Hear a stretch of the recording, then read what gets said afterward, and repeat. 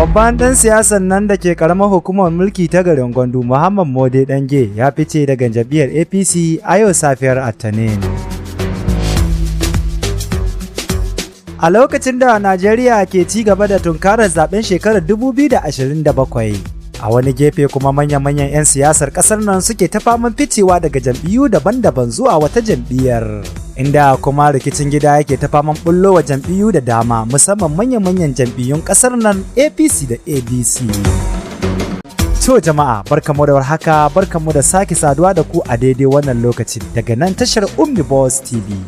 Jama'a na ci gaba da kokawa ga gwamnati mai ci a yanzu na hana jama'a su yi ra'ayinsu, wanda kuwa gwamnati ta musanta wannan al'amarin da kuma jingina shi a matsayin adawa a gare ta. Shi dai ajiye mukami wani mataki ne da hukumar zaɓe ta ƙasa ta ayyana a matsayin babbar doka ga duk wani mai mukami ga gwamnati, inda da yawa jama'a na zargin duk wani wanda ya fita daga jam'iyyar da yake yana nuna da cewa zai koma wata jam'iyyar ne domin samun wata damar da ya rasa daga inda ya baro. A yau Litinin 6 ga watan Afrilu shekara ta 2026, jama'ar ƙaramar hukumar mulki ta garin Gwandu suka tashi da wani babban al'amari wanda ya jawo cece-kuce ga jama'a na ficewar babban ɗan siyasar garin da ke jam'iyyar APC Alhaji Muhammad Mode Dange, inda nan take kafar sadarwa ta ɗauki al'amarin da zafi har ta kai ake ta rubuce-rubuce da kuma tafka muhawara akan wannan matakin da ya ɗauka na ficewa daga jam'iyyar. Shin wane ne Muhammad Mode Dange? Shi dai Alhaji Muhammad Mode Dange kafin kafuwar gwamnatin Dr. Nasir Idris Ƙauren Gwandu ma'aikaci ne a cikin babbar sakatariya ta ƙaramar hukumar mulki ta Gwandu, wanda yake mukamin sakataren gwamnatin na ƙaramar hukumar garin. Daga bisani kuma a shekarar 2019 ya rike kantoma a lokacin. Muhammad Mode Dange mutum ne mai tarin mabiya wanda ya taimaki rayuwarsu. Babban abin da ya jawo masa farin jini ga al'umma shine fara'a da sakin huska da kuma sauraron kokin al'umma, wanda idan ba ku manta ba Muhammad Mode Dange a lokacin yana kantoma ya yi ƙoƙarin maida babbar kasuwar garin Gwandu a inda take a halin yanzu, wanda kuma a cikin ikon Allah ya samu nasarar tabbatar da ƙudurinsa. Haka zalika a lokacin yakin neman zaben shekarar 2023 ya bada gagarumar gudunmuwa wajen ganin Dr. Nasir Idris Ƙauren Gwandu ya samu nasarar lashe zaben, wanda ƙaramar hukumar mulki ta Gwandu tana ɗaya daga cikin garuruwan da aka samu inconclusive, wanda ya taka muhimmiyar rawar ganin cewa APC ta samu nasara. A wata majiya mai ƙarfi har da sai da filayensa yayi domin tunkarar zaben domin bada gudunmuwa ga jam'iyyar APC.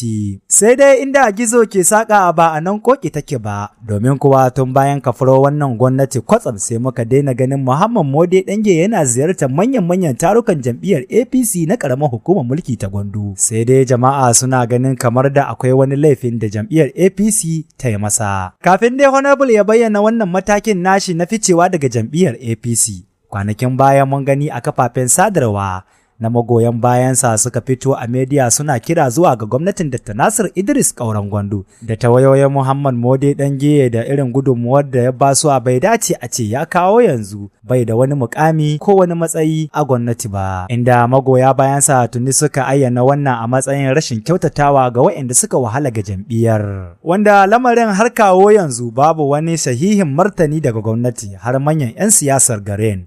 A yanzu dai jama'a na tambaya shin menene dalilin ficewarsa daga jam'iyyar? Shin wannan matakin na ficewarsa daga jam'iyyar APC yayi ne don bai da ra'ayin siyasa ko yayi ne don ya canza sheƙa?